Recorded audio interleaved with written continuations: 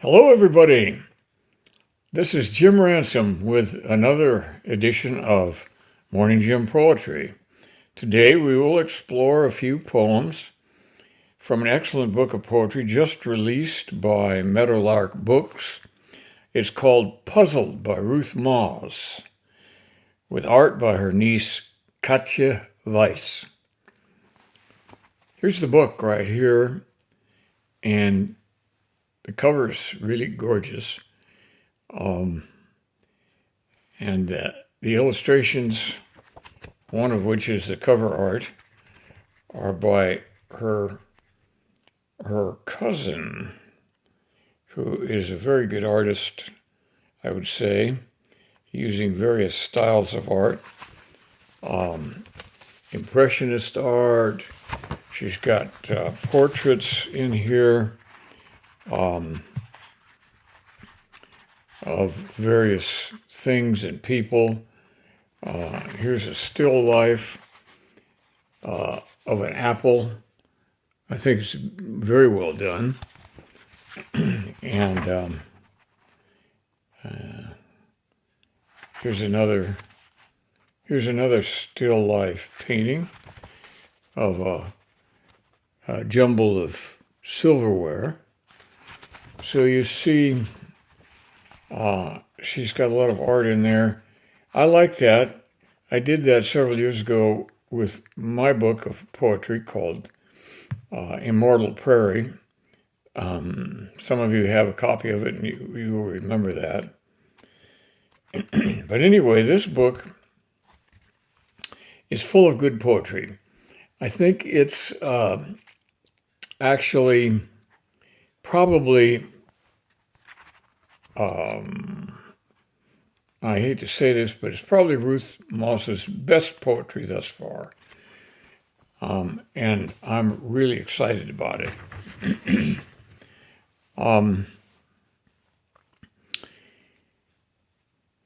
I've already had a chance to read it twice. And I have not tried to rate the poems at all. I have just sort of rattled through the book this morning and picked out some poems that I think are just about the right length and style for our program. And when we come to the end of this, I'm going to close the program by reading the first reading of my new poem called Words of Wisdom. Took me a long time to get there, didn't it? However, I enjoy writing poetry, but I enjoy reading the poetry of other people too.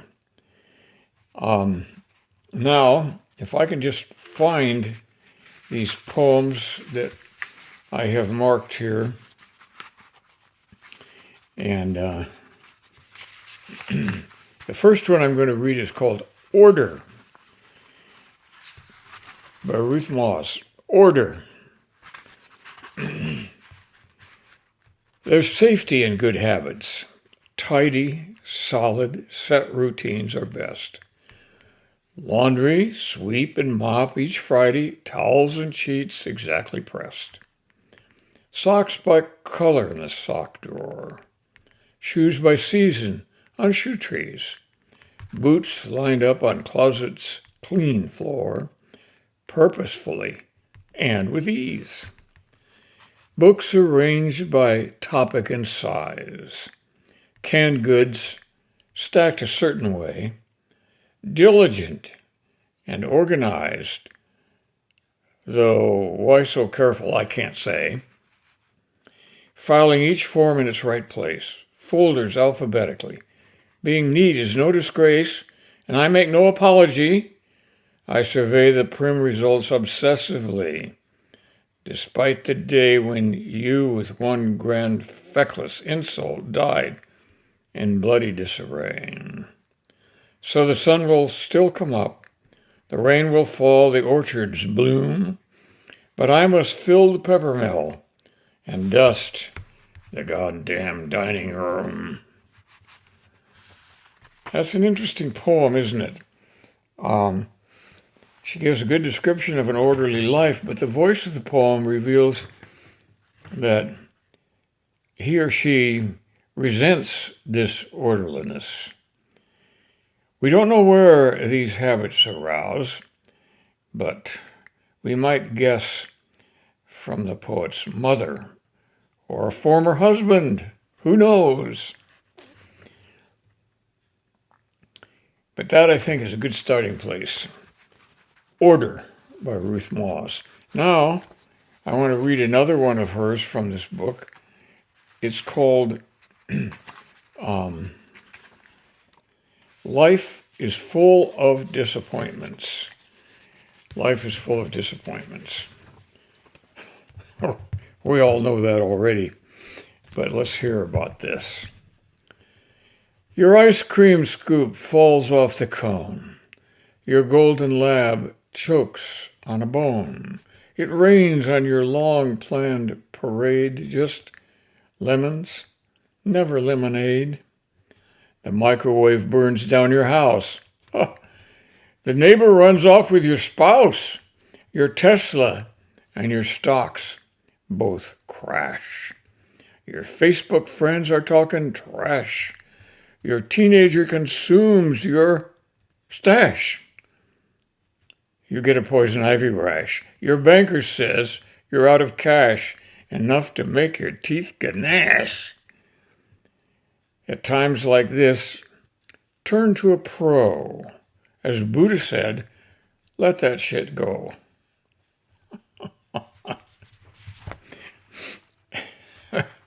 Ruth has a good sense of humor, and it really shows up in this poem.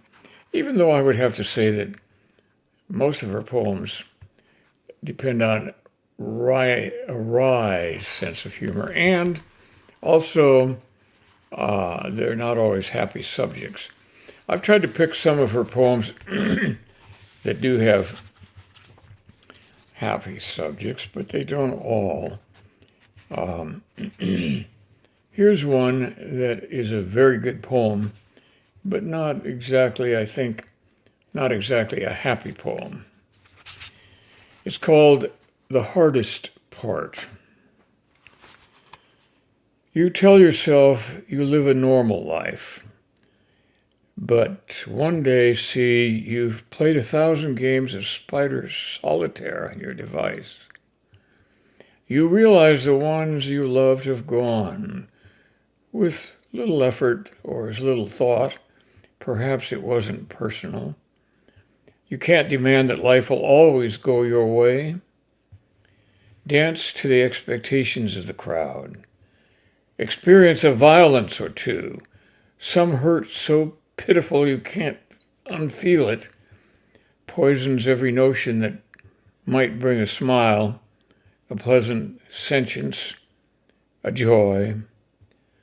So numbness makes the wobbly world go round. Do any of your poems tell the truth? The hardest part, defining any heart. However sweet your sonnets, your villanelles, while holding up the looking glass, it's clear you never mention loneliness at all. That's kind of a sad poem, isn't it? But it's also, I think, a true picture of life and parts of life that most of us experience.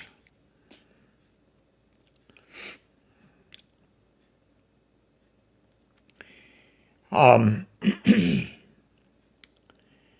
poet here is hard to disagree with, but I think that life goes better for us when we remember the happy days and not the disappointments.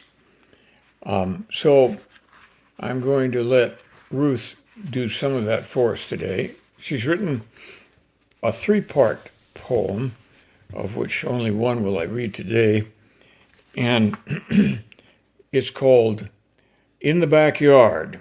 This is going to be In the Backyard, Part 3. It is a day for bench sitting, becoming the slice of this moment, sniffing the glue that binds, then releases us, recycles and repeats us.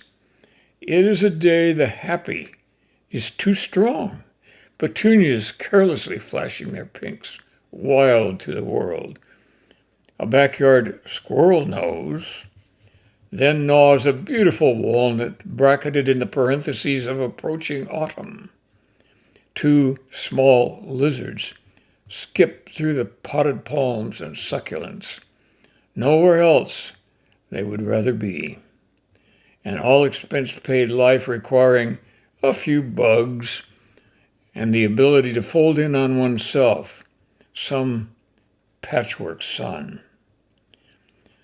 There is breadth in happy here, just breathing, sprawling its way through the puddings and capillaries, stretching and stretching, bigger than a carpenter's rule or the square foot root of pie, bigger than me. I have captured happy and will eat it for breakfast tomorrow, and I will eat it every day after that.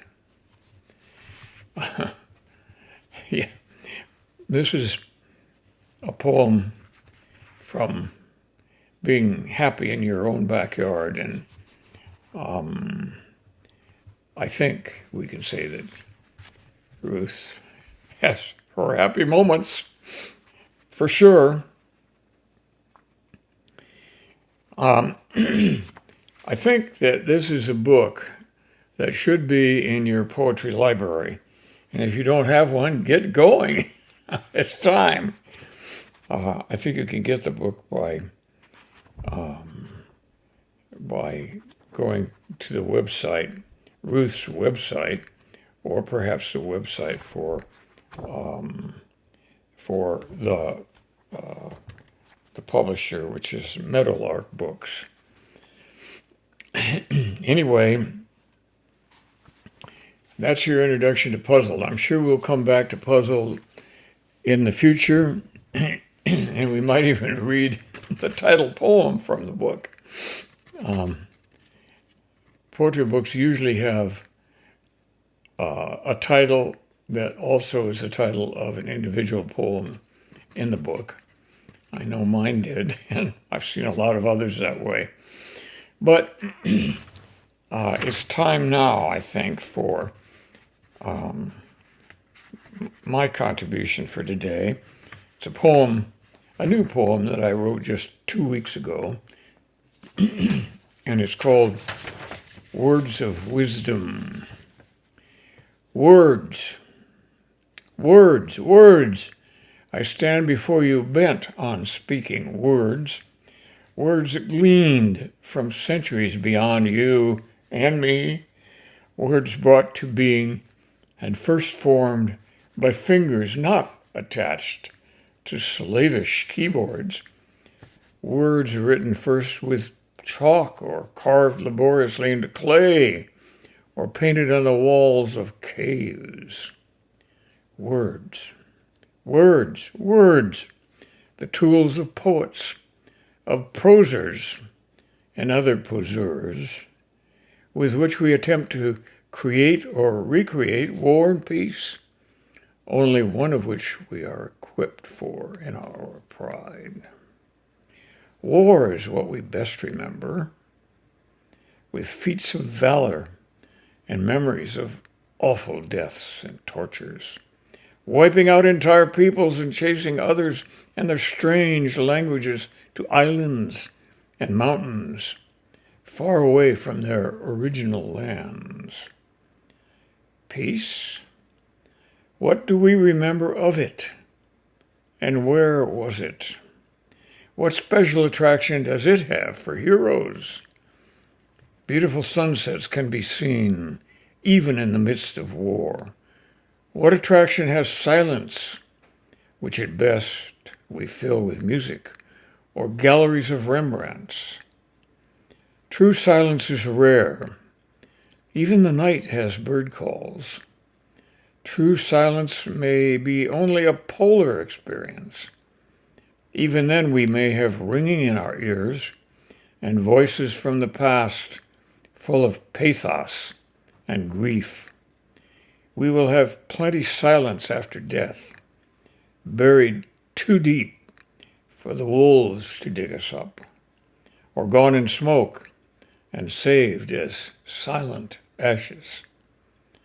Words, words, words are where we live forever.